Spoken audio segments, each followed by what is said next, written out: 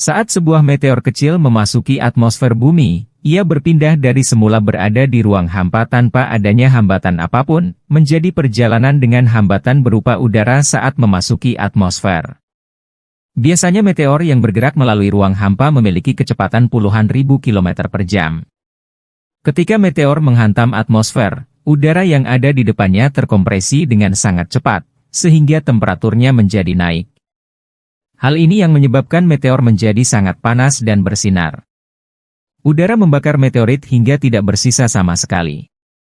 Wajar saja, suhu saat ia memasuki bumi adalah sekitar 1650 derajat Celcius.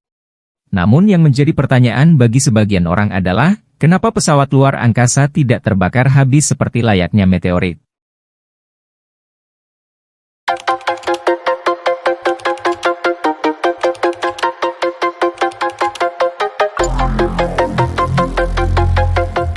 Sangat jelas bahwa tidak baik jika pesawat luar angkasa terbakar saat memasuki kembali atmosfer bumi. Ada setidaknya dua teknologi yang memungkinkan agar pesawat luar angkasa dapat masuk kembali ke bumi, yaitu teknologi ablatif dan teknologi ubin isolasi.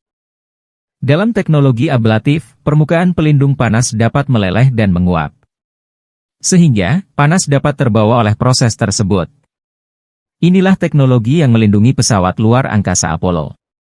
Sedangkan, dalam teknologi ubin isolasi, pesawat ulang-alik dilindungi oleh ubin silika khusus. Ubin yang dibuat secara khusus ini memungkinkan menyekat panas dan mencegah agar tidak mencapai badan pesawat.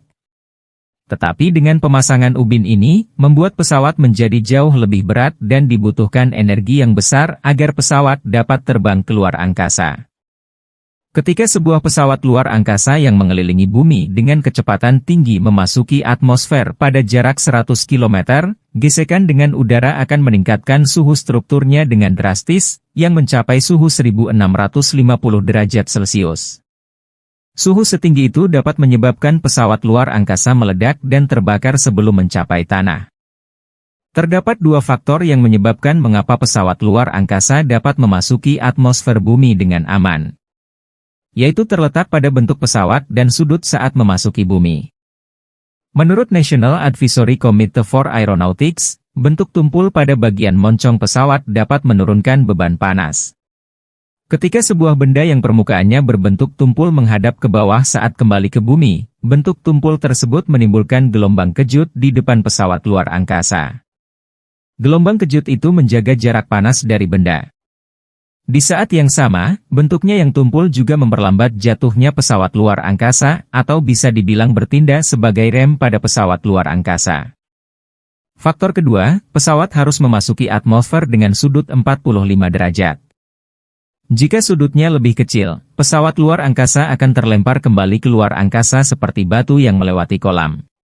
Sebaliknya, jika sudut lebih besar dari 45 derajat, pesawat akan terlalu panas dan menyebabkan pesawat meledak dan terbakar habis sebelum mencapai bumi seperti halnya asteroid.